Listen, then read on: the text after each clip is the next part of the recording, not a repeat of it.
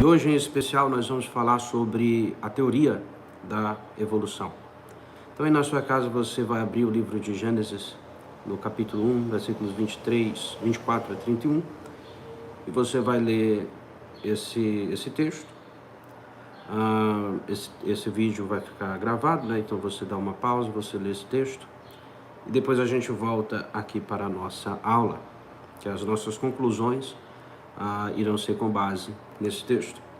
Então, hoje nós vamos falar sobre a teoria da evolução numa perspectiva cristã. Vamos começar aí com a definição do evolucionismo.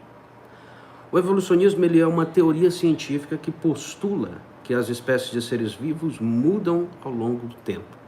Então nós já tivemos aí uma aula sobre a criação, e aqui a gente vê a diferença entre a teoria da criação e a doutrina da criação, ou seja, a teoria da evolução e a doutrina da criação. A teoria da evolução ela é considerada como sendo uma teoria científica, enquanto que a doutrina da criação ela é uma doutrina bíblica. Qual é a importância disso? É porque uma teoria ela está sujeita a mudanças. Uma teoria ela não é uma verdade absoluta, enquanto que a doutrina bíblica ela é a verdade absoluta. Por quê? Porque a Bíblia é a palavra de Deus, né? Se a Bíblia é a palavra de Deus, então ela é a verdade absoluta. Então, aqui nós temos isso. Então, diante da doutrina bíblica da criação, a teoria da evolução, ela é, sim, somente uma teoria. Né? Porque algumas pessoas vão dizer assim, você não pode falar que a teoria da evolução é só uma teoria. Porque a teoria científica ela é muito mais complexa do que teoria. Nós utilizamos a palavra teoria no senso comum. Sim, mas quando a gente afirma que a teoria da evolução ela é apenas uma teoria, nós estamos fazendo isso em comparação com a doutrina da criação. Porque a doutrina da criação ela não é só uma teoria, ela é uma verdade absoluta. Enquanto a teoria da evolução ela não pode ser verdade absoluta. Porque se ela for verdade absoluta, perde até mesmo o status de científica. Então, essencialmente, a teoria da evolução ela vai afirmar que as espécies atuais elas descendem de ancestrais incomuns e que as diferenças que nós observamos entre as espécies elas são resultado de modificações graduais ao longo de muitas gerações. Então é isso que vai caracterizar a teoria da evolução. Ela vai defender que as espécies elas não são fixas, né? O macaco não foi sempre o macaco como nós o conhecemos, a galinha não foi sempre a galinha como nós conhecemos, mas que as espécies elas vão mudando no decorrer do tempo até o ponto de espécies se tornarem outras espécies diferentes. E a gente vai ver isso com mais detalhes mais à frente. Um pouquinho aí da história da teoria da evolução. O principal nome dessa teoria é Charles Robert Darwin, né? Ele nasceu em 1809 e morreu em 1882.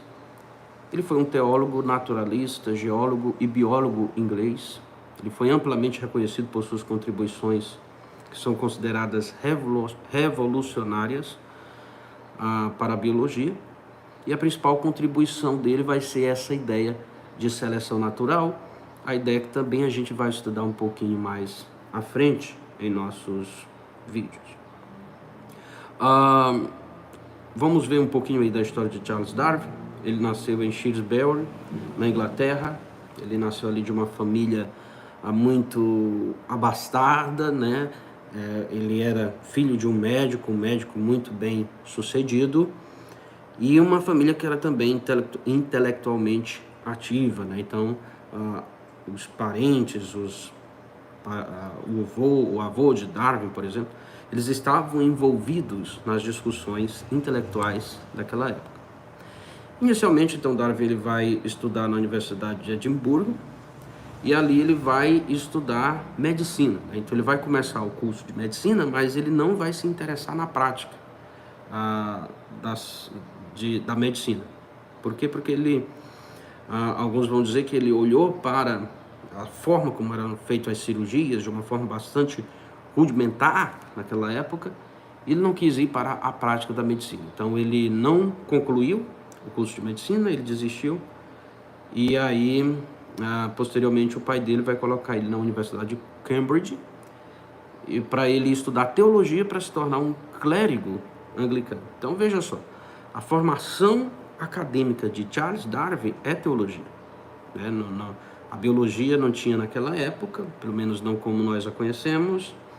A medicina ele desistiu, o que ele se formou mesmo, que ele concluiu o curso, foi teologia. Mas quando ele terminou o curso de teologia, ele não foi ser pastor. Ele não foi ser pastor anglicano, mas ele tinha um interesse pelaquilo que é chamado de história natural. E quando ele tinha 22 anos, ele embarcou em um navio chamado HMS Beagle, uma expedição científica que durou 5 anos ao redor do mundo. Então ele saiu viajando nesse navio ao redor do mundo, e essa viagem que ele fez, ela foi crucial para o desenvolvimento de suas ideias. Então ele observou e coletou uma vasta quantidade de espécimes de plantas, animais, fósseis, em diversas regiões, incluindo nas chamadas Ilhas Galápagos. Ele viajou e ele ia coletando espécies de plantas, observando espécies de animais, coletando fósseis. E ele começou a perceber que haviam variações sutis entre as espécies. O que mais se menciona quando fala disso é dos chamados tentilhões, ali das Ilhas Galápagos, né? Ele começou a perceber que os bicos desses pássaros, embora fossem tentilhões, todos fossem da mesma espécie, fossem tentilhões, mas dependendo da ilha, eles iam ter bicos com variações, bicos diferentes, né? E ele percebeu que aquilo tudo estava relacionado à forma como eles obtinham alimentos. Então, após retornar dessa viagem, Darwin ele vai dedicar anos à análise de suas coleções, aquilo que ele coletou durante essa viagem, e vai desenvolver a sua ideia sobre transmutação das espécies, que era um termo que era utilizado na época para a chamada evolução. Ele foi influenciado na composição aí da teoria da evolução por um homem chamado Thomas Malthus. Para quem não conhece, Thomas Malthus, ele tinha uma ideia ali parecida com aquilo que o Thanos pensa, né? Que estava crescendo o número de pessoas, o número populacional do nosso planeta, e o alimento nem tanto, né? O alimento não crescia do mesmo ritmo que o número da população do nosso planeta.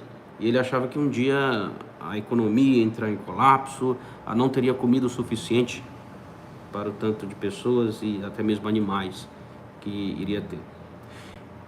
Então, influenciado por isso, é que ele vai desenvolver a sua teoria de seleção natural. Ele vai perceber que indivíduos com características mais favoráveis em um determinado ambiente vão ter maior probabilidade de sobreviver, reproduzir e passar suas características para os seus descendentes, né? Então, ele vai desenvolver a sua chamada teoria da evolução com base nisso, né? Existem alguns animais, alguns indivíduos desenvolvem alguma nova característica.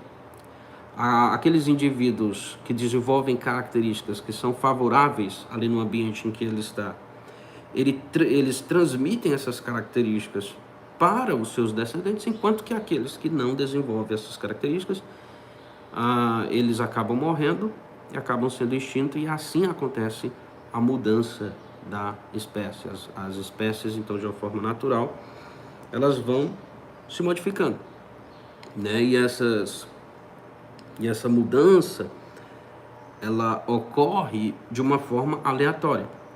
Então não é que existe algum tipo de inteligência da natureza que vê que aquele animal ele precisa daquela característica para sobreviver. Não, acontece aleatório. Se aleatoriamente, né, a característica que ele desenvolver se adequa ao ambiente em que ele está e dá vantagem para ele naquele ambiente, então ele vai se desenvolver mais do que os outros, ele vai transmitir os seus genes mais do que os outros. e ele vai perpetuar aquelas características, né? Então, é mais ou menos assim que funciona a teoria da seleção natural de Charles Darwin. E ele também vai reconhecer a importância do tempo geológico, né? Então, são mudanças sutis, pequenas, que vão acontecendo. Para essas mudanças chegarem ao ponto de uma espécie se tornar uma outra, de você olhar lá na frente e dizer, esse animal que nós temos, ele é uma espécie diferente daquele animal inicial, demora milhares de anos. Então é por isso que é importante, dentro da teoria da evolução, essa ideia de muito tempo, milhares de anos. E aí essas vantagens elas vão se acumulando ao longo de muitas gerações e vai levando ao surgimento de novas espécies. Então, Charles Darwin ele desenvolveu essas ideias. Ele hesitou por um tempo publicar essas ideias, né? Porque ele sabia que aquilo iria gerar controvérsias, tanto na academia quanto na sociedade como um todo. Mas em 1858 ele vai receber a carta de um naturalista chamado Alfred Wallace, que independentemente de Darwin, ele vai desenvolver ideias parecidas. E aí Darwin percebeu que se ele não publicasse, alguém iria publicar, né? Então, isso motivou ele a apresentar um resumo de sua teoria. Ele se juntou ao Wallace, ali numa reunião da Sociedade Linneana de Londres, e em 1859 Darwin ele publicou a sua obra, que é Sobre a Origem das Espécies por Meio da Seleção Natural, ou Preservação das Raças Favorecidas na Luta pela Vida, que é mais comumente conhecido como A Origem das Espécies. Esse livro, então, ele causou um impacto imediato e profundo na comunidade científica e na sociedade em geral. Gerou debates acalorados sobre a natureza da vida, a origem das espécies, né? Como nós temos essa diversidade de espécies que nós temos hoje. E é isso um pouquinho da história da teoria da evolução, né? Ou pelo menos, aqui mais especificamente, do evolucionismo darwinista. Quais são as principais ideias do evolucionismo? Primeiro, mudanças ao longo do tempo.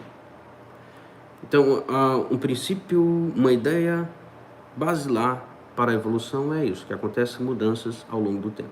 As espécies elas não são fixas, elas não são imutáveis, mas sim elas sofrem alteração em suas características ao longo das gerações. Primeira ideia basilar. Segunda ideia basilar, ancestralidade em comum. Todas as formas de vida vão compartilhar um ancestral em comum em algum ponto do passado, né? Então, em última análise, a ideia de evolução, o evolucionismo como nós o conhecemos hoje, ele vai chegar a ideia de que existiu um antepassado em comum de todas as formas de vida que existe, né? O chamado LUCA, né? Seria uma bactéria, e a partir dessa bactéria, toda forma de vida que existe veio a partir dessa bactéria, né? Tanto animais como vegetais. As diferentes espécies, então, surgiram a partir das divergências, modificações dessas linhagens ancestrais.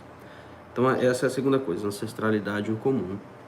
E a terceira coisa, mecanismo de mudanças. Então, existem diversos mecanismos que impulsionam a evolução, sendo o principal desses mecanismos a seleção natural aí, que foi proposta por Charles Darwin e Alfred Russel Wallace.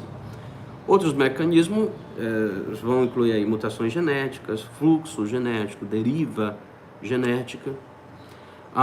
E o darwinismo, ou na verdade o evolucionismo, ele não é sempre o que nós conhecemos hoje como evolucionismo, né? O evolucionismo é uma teoria que ela vem se modificando ao longo do tempo. Então nós temos aí a primeira forma que é mais conhecida, é o lamarckismo, né, que foi proposta aí por Jean-Baptiste Lamarck. Ele propôs essa ideia ali no início do século XIX, e essa teoria defendia a chamada lei do uso e desuso, que é a ideia de que as características mais usadas elas iriam se desenvolver e as menos usadas iriam se atrofiar. E a herança de características adquiridas ao longo da vida podem ser passadas aos descendentes. Então essa teoria ela foi amplamente substituída por explicações que vieram posteriormente, né?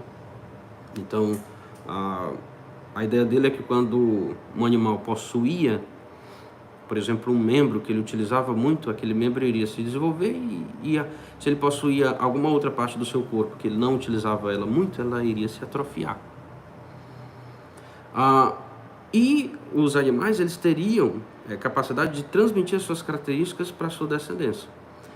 Então essas características que eram mais usadas iam se desenvolvendo mais ao longo das gerações e as que não eram usadas se atrofiavam e assim aconteciam mudanças dentro das espécies, né?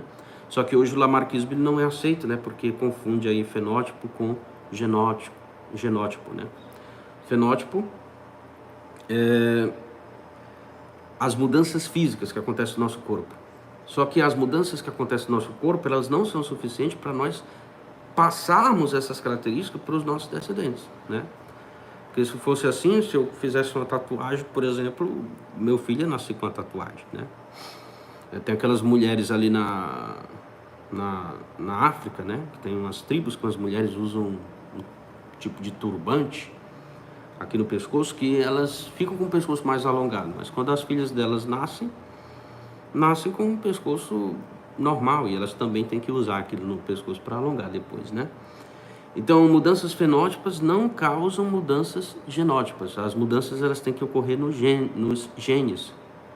E era isso que Lamarck não sabia, né? Então, é por isso que a academia hoje não aceita o lamarckismo, por causa dessa confusão entre mudanças genótipas e mudanças fenótipas.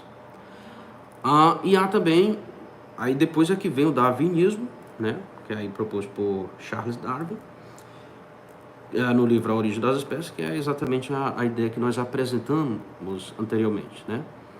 É que alguns indivíduos, de forma aleatória, vão desenvolver características. Essas características vão favorecer aquele indivíduo naquele ambiente que ele vive, enquanto que não favorecerão aqueles outros que não desenvolveram essa característica. Assim, aqueles que não desenvolveram vão morrer, vão ser extintos, e aqueles que desenvolveram vão proliferar, vão transmitir suas características para os indivíduos posteriores, para os seus filhos, né? Então essa é a ideia da seleção natural de Charles Darwin. Mas não é essa teoria como ela foi proposta por Darwin que é utilizado hoje, mas nós temos hoje aquilo que nós chamamos de o neodarwinismo, né? O neodarwinismo ele vai surgir de uma... Vamos explicar um pouquinho melhor, né, a evolução aí de Darwin, né? Vamos dar um exemplo prático, antes de falar do neodarwinismo, nós vamos dar um exemplo prático aqui de como ela se aplica, algo que aconteceu realmente, que se aplica essa teoria de Darwin. Na época da Revolução Industrial, ali na Inglaterra, né, havia uma cidade lá, onde tinham algumas mariposas, que essas mariposas elas eram mais claras, mas por causa da Revolução Industrial, que poluía as árvores, lançavam a sua fuligem ali sobre as árvores, essas mariposas mais claras, elas começaram a ser percebidas pelos seus predadores, né, pelos pássaros, por exemplo, que comiam essas mariposas. E elas começaram a ser mais predadas do que um grupo também dessas mesmas mariposas que eram mais escuras. Então, com o passar do tempo, as mariposas mais escuras elas ficavam nas árvores, cobertas por fuligem, e elas não eram vistas pelos pássaros, então elas não morriam, enquanto que as brancas morriam. E com o passar do tempo, o que aconteceu foi que as mariposas mais escuras elas se tornaram mais abundantes do que as mariposas menos escuras, né? Então é um exemplo de como acontece a seleção natural aí de Charles Darwin. E aí depois disso é que vem o neodarwinismo, né? Ele vai surgir no século XX, que vai combinar então a teoria da seleção natural de Darwin, que foi essa que eu acabei de descrever, com as ideias genéticas de Mendel, né? Quem foi Mendel? Mendel, ele foi um monge agostiniano, que ali entre os anos de 1856 e 1863, do século XIX, lá no mosteiro no qual ele vivia, ele conduziu alguns experimentos com ervilhas que fez ele descobrir a genética. E aí ele propôs algumas leis. A lei da segregação, que diz que cada indivíduo possui 2 alelos para cada característica, e esses alelos eles se separam durante a formação dos gametas, de modo que cada gameta recebe apenas um alelo. E a lei da segregação independente, que diz que os alelos de diferentes genes segregam-se independentemente uns dos outros durante a formação dos gametas. Então, Mendel ele vai publicar aí os seus resultados em 1866, em um artigo chamado Experimentos com Plantas Híbridas, mas o seu trabalho ele vai ficar despercebido, vai passar aí praticamente despercebido pela academia, e só vai ser redescoberto no século XX, né? Que alguns estudiosos vão fazer experimentos, chegar a conclusões parecidas com a de Mendel, e vão resgatar aí o trabalho de Mendel, que é o trabalho da genética, a descoberta da genética, e vão unir, então, esse trabalho de Mendel à ideia de seleção natural de Charles Darwin, né? E aí, então, é que vai surgir a chamada teoria sintética da evolução, ou neodarwinismo, que é a teoria da evolução que é abraçada atualmente. Então, Charles Darwin ele sabia que havia mudanças que aconteciam nos indivíduos, mas ele não sabia qual o mecanismo pelo qual essas mudanças ocorriam. E aí, depois que as pessoas redescobrem a genética, né, a genética aí de Mendel, elas vão entender qual é o mecanismo, né? É por meio de mutações genéticas. Acontecem mutações genéticas, por exemplo, né? Então, e aí dessa união da genética com a seleção natural que surge o chamado neodarwinismo, né?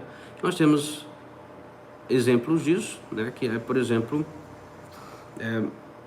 você tem uma bactéria e essa bactéria infectou alguém e se proliferou ali. Às vezes é feito um antibiótico para matar essa bactéria. Só que às vezes algumas bactérias vão adquirir resistência a esse antibiótico. E aí é quando se fala que essas bactérias que adquiriram essa resistência, ela evoluiu, né? Então a gente vê isso nas bactérias, nos vírus. Tem também essa questão de seleção natural, que foi proposta por Darwin, e também de mudanças genéticas. Mas a pergunta é, né, a teoria da evolução, ela contraria a Bíblia, né? Esse é o nosso ponto, o ponto do nosso estudo. E para entender isso, aí a gente vai para a filosofia da ciência, né, para entender se realmente a teoria da evolução contraria aquilo que nós temos na Escritura. Primeira coisa, a gente tem que fazer uma diferenciação entre fato científico e interpretação dos fatos científicos. Então, o que é o fato científico? O fato científico é uma observação ou uma medição objetiva, verificável e repetível de um fenômeno natural e experimental. É um dado concreto sobre o mundo. Por exemplo, é o fato de que é fato que a água ferve a 100 graus Celsius no nível do mar. Então, isso é um fato científico. Então, o fato científico é aquilo que é observado na natureza, aquilo que é um fato, ou medições que é aquilo, pronto, acabou. Então, isso é um fato. Mas existem interpretações de fatos científicos, e a ideia é: hipótese e teorias científicas não são fatos científicos. Hipóteses e teorias científicas são interpretações de fatos científicos. Então, vamos dar um exemplo aqui. Você chega na sua casa, você aperta o interruptor da lâmpada da sala, ela não liga. O fato científico é, a lâmpada não está ligando. Esse é um fato. É inquestionável, a lâmpada não está ligando. Mas aí agora você vai fazer uma hipótese, que vai ser uma interpretação desse fato, tentando dar uma explicação por que a lâmpada não está ligando. Aí você vai criar uma hipótese. Você vai dizer, a lâmpada não está ligando porque a lâmpada está queimada. Essa é a sua hipótese. E a hipótese, ela é esse estado em que você propõe uma explicação que ela tem a capacidade de você testar se ela está correta. Então, para ser científica, você tem que, deve ser possível testar. Então, você não pode dizer assim, a lâmpada ela não está acendendo porque uma fada jogou um feitiço sobre ela, ou uma bruxa jogou um feitiço sobre ela. Você não pode dizer isso, porque não tem como testar isso, né? Então tem que ser algo possível de ser testado. Então essa é uma hipótese. Tem que ser algo possível de ser testado. Só que ainda não foi testado, mas tem sentido lógico. E a teoria, ela vai para um estágio superior, né? É quando você faz alguns testes e aqueles testes, eles corroboram com a sua ideia, né? Eles corroboram com a sua ideia de que a lâmpada, ela realmente está queimada. Então, você vai na loja de construções, você compra uma lâmpada, você pega a escada, sobe, tira e troca a lâmpada. Aí você vai lá e acende. Então, esse teste, ele corrobora com a sua ideia de que a lâmpada, ela está queimada. Então, quando há essa corroboração de testes, e quando há essa corroboração de testes, então aí se torna uma teoria científica, que é uma explicação que passou ali por testes, né? Então, é isso, é essa diferença entre hipótese e teoria, né? E a teoria da evolução, ela é uma teoria que é corroborada, mas ela não é uma verdade absoluta, ou seja, ela pode estar errada. Então, se alguém disser a teoria da evolução é uma verdade absoluta, isso está completamente errado, porque na ciência nada pode ser uma verdade absoluta, na ciência moderna, porque se for uma verdade absoluta, então deixa de ser ciência e passa a ser religião, né? Então, na religião é a verdade absoluta. Na ciência, não se trabalha com essa ideia de verdade absoluta. Então, a evolução, que é a mudança nos seres vivos, é um fato científico, é algo que acontece, né? Os seres vivos, eles se adaptam ao meio no qual eles estão vivendo. Então, isso é um fato, isso é observado na natureza. Mas nós precisamos trabalhar aí com uma diferença didática, que é a diferença entre o que é microevolução e macroevolução.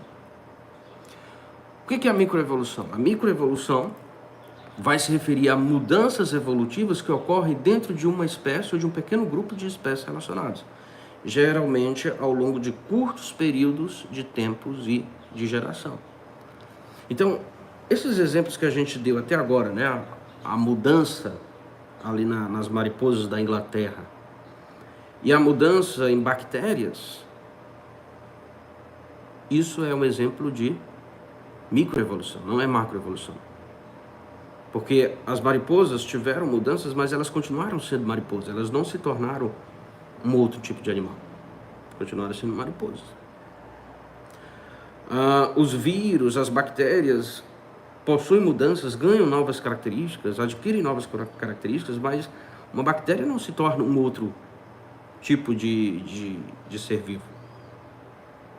Continua sendo bactéria. Os vírus não se tornam uma outra coisa, continuam sendo vírus. Então, o que foi presenciado, o que foi observado, não foi macroevolução. O que foi observado foi microevolução. Então, a microevolução vai sim adotar aí a ideia de seleção natural, de deriva genética, de fluxo genético. Exemplos de microevolução: desenvolvimento de resistência a antibióticos em bactérias, A mudança no tamanho do bico de tentilhões é resposta à disponibilidade de diferentes tipos de semente. O aumento da frequência de gêneses que conferem resistência a pesticidas em uma população de insetos. Diferenças no tamanho corporal de pardais, diferentes latitudes geográficas. Então isso é a microevolução. A macroevolução, ela refere-se a mudanças evolutivas em uma escala maior, abrangendo longos períodos de tempos geológicos, envolvendo a formação de novas espécies, que é a especiação, de grupos taxonômicos superiores, gêneros, famílias, ordem, classes, filos e reinos. Então, o que é a macroevolução? É quando uma espécie ela se torna outra. Isso é a macroevolução. Então, os evolucionistas vão dizer que vai acontecendo várias microevoluções, e quando chega em um ponto, aquela espécie lá na frente ela se tornou algo completamente diferente ou muito diferente daquela espécie inicial. Agora, isso acontece dentro de milhões de anos e não é algo que foi observado, né? Então, essa é a macroevolução. A macroevolução ela é considerada o resultado do acúmulo de muitas mudanças microevolutivas ao longo de um vasto período de tempo, juntamente com outros fatores como isolamento geográfico, grandes mudanças ambientais e eventos aleatórios. Então, exemplos de macroevolução, a evolução do dinossauro e posteriormente das aves a partir de um grupo de dinossauros terópodes, a evolução dos mamíferos a partir de ancestrais reptilianos, o surgimento de plantas terrestres a partir de algas verdes, a radiação adaptativa dos mamíferos após a extinção dos dinossauros, levando à diversidade de formas e nichos ecológicos que vemos hoje. Então isso é algo que é teorizado, mas que não foi observado. E do ponto de vista bíblico, a microevolução, então, ela não contraria a Bíblia. Porque o texto lá que nós lemos, que está ali para nós ler como base, ele vai dizer que Deus criou cada animal segundo a sua espécie. Mas o fato de Deus ter criado cada animal segundo a sua espécie não significa que essas espécies não possam ter mudanças. Então pode haver mudança. Nada na Bíblia impede que haja mudança.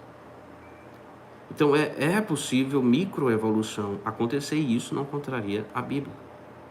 Agora, o que vai contrariar a Bíblia é a ideia de que todas as formas de vida que existem, elas vieram de uma única célula, de uma única bactéria, de algo parecido. Elas vieram de uma única bactéria. Então, célula não, bactéria. Então, essa ideia, ela é uma ideia que contrariaria as Escrituras, porque a Escritura diz que Deus criou cada animal segundo a sua espécie. Agora, tem um criacionista, né, um cientista criacionista chamado Ken Ham, que ele vai dizer que a palavra min, no hebraico, que é utilizada lá no texto de Gênesis 1 para se referir a espécies, ela não é o equivalente à palavra espécies hoje. Por quê? Porque a taxonomia ela foi criada ali no século, 18, 19, por aí. E a taxonomia que nós temos já não é mais a taxonomia daquele tempo. Eu já vi até um biólogo no podcast, ele estava dizendo que quando a gente estuda na escola, no ensino médio, a gente entende que a diferença de espécies, ela acontece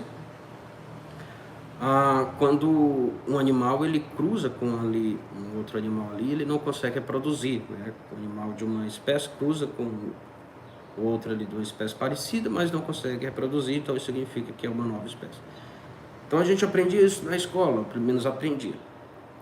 Mas ele vai dizer que isso já é questionado, né? Isso já é questionado. Hoje em dia já não é só isso que definiria a diferença de espécie. Essa ideia já é questionada. Então, os padrões, a definição de espécie muda no decorrer do tempo. Então, com certeza, se tem mudanças, quando a gente estudava para cá, imagine de hoje para os tempos que o Gênesis foi escrito, né? Então, a palavra mim lá, aí o Ken Ham vai dizer que ela é muito mais abrangente do que aquilo que nós usamos, do que o termo espécie hoje em dia. O Ken Ham diz assim: com relação à criação de espécies de animais e vegetais, Gênesis diz que Deus criou espécies distintas, em hebraico min, de palavras e animais.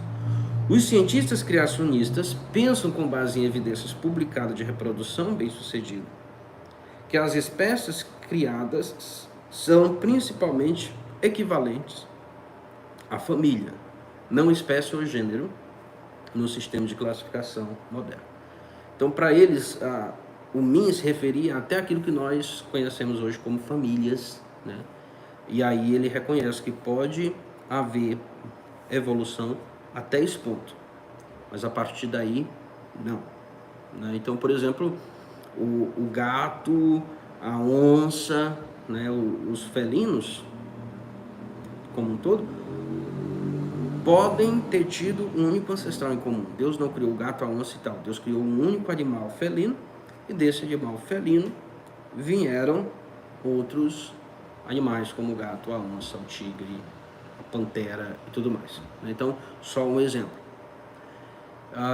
Então, pode acontecer isso, mas isso ainda não seria considerado macroevolução, mas seria considerado microevolução, porque não vai chegar à ideia de que todos os seres vivos que existem hoje vieram de um único ancestral em comum, vieram lá do Luca, né, que é a bactéria lá que deu origem a toda a forma de vida, segundo a teoria da evolução. Então, em resumo, a microevolução ela já foi observada, a macroevolução não foi observada. A macroevolução contraria a Bíblia, a microevolução não contraria a Bíblia. A evolução, portanto, só o termo evolução não contraria a Bíblia. Agora, a teoria da evolução, que vai adotar tudo isso, até chegar à ideia de que todas as formas de vida vieram de um único ancestral em comum, então a teoria da evolução aceita completamente, ela vai contrariar a Bíblia. Mas a ideia de microevolução, seleção natural, todos os exemplos que a gente viu até aqui, eles não contrariam a Bíblia, porque não é pelo fato de Deus ter criado cada animal segundo a sua espécie, que isso não significa que esses animais não poderiam se adaptar. Tá, tudo bem então. Mas a pergunta é, entre as várias espécies, nós notamos características em comuns? As várias espécies que existem? No DNA, nos genes, a gente nota características em comum, semelhanças? Isso acontece? Pode acontecer. Pode acontecer, mas isso não significa necessariamente que todas as espécies elas vieram de um único ser vivo. Mas talvez o próprio Deus, como um ser pessoal, ele tenha colocado essas características para mostrar que todas vieram de um único lugar, mas esse lugar não é uma bactéria, necessariamente. Esse lugar é o próprio Criador. Esse ponto inicial é o próprio Criador. Deus pode ter colocado isso como um tipo de marca para mostrar que Ele é o Criador de todas as coisas, que todos os seres vivos tiveram uma única origem. E essa única origem é o Deus Criador de todas as coisas. E se nós formos olhar toda a criação, a gente vai ver elementos comuns em toda a criação. Tudo aponta para o fato de que toda a existência ela tem uma única origem. E qual é essa única origem? O Deus triuno, o Deus Criador de todas as coisas, segundo a Escritura. Para dar um exemplo aí para você, eu trouxe aqui um vídeo aí da evolução da Mercedes-Benz, que mostra como esse carro ele evoluiu ao longo do tempo. Vamos ver esse vídeo, depois eu explico melhor. Veja só.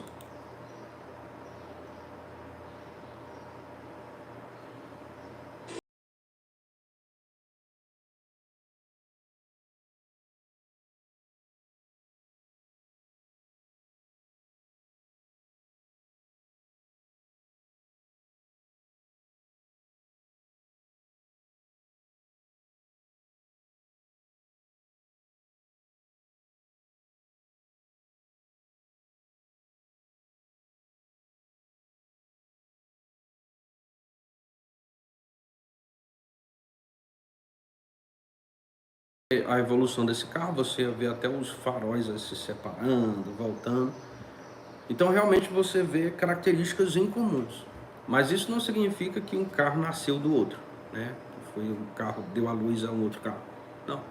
Eles foram criados por um terceiro, que colocou ali características em comum para mostrar o seguinte: é a Mercedes, é da mesma marca, é o mesmo fabricante. Foi colocado ali intencionalmente para mostrar que é do mesmo. Então não é pelo fato de ter essas características em comuns que isso significa necessariamente que um nasceu do outro, que teve ali, um deu à luz ao outro e que tudo veio de forma orgânica, só de um único ser.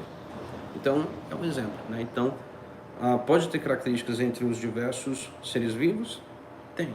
Isso mostra uma origem comum, mas não mostra que é uma bactéria. Primeira coisa.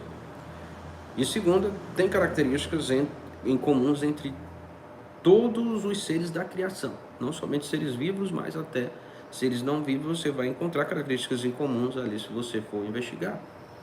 E tudo isso mostra para o fato de que toda a criação, ela tem uma única origem. E essa origem é o próprio Deus. É isso que nós vemos na criação. A Escritura diz: os céus proclamam a glória de Deus, o firmamento anuncia as obras das suas mãos. O apóstolo Paulo vai dizer que por meio daquilo que é criado, nós podemos perceber o próprio Deus. Então essas coisas, elas corroboram com aquilo que a Escritura nos diz, e não o contrário. Então nós fazemos isso por quê? Porque nós analisamos do ponto de vista bíblico, né? Então quando nós analisamos do ponto de vista bíblico, a partir da Bíblia, como sendo o axioma da nossa cosmovisão, então a gente não vê contradição alguma entre os fatos científicos observados na natureza e a própria Escritura. E é assim que o cristão deve olhar para a natureza. Então é isso, espero que esse vídeo tenha lhe ajudado a você entender um pouquinho sobre a teoria da evolução. Mais tarde eu vou estar editando esse vídeo, vamos fazer uma oração e vamos encerrar. Senhor Deus, obrigado, Pai, por esse momento que nós tivemos de estudo, que o Senhor possa estar por meio do Teu Espírito Santo, agindo em nossas mentes, agindo em nossos corações, para que nós possamos compreender melhor a vida à luz da Tua Palavra. Em nome de Jesus que a Ti nós oramos. Amém. Então, até mais. Tenha um bom dia.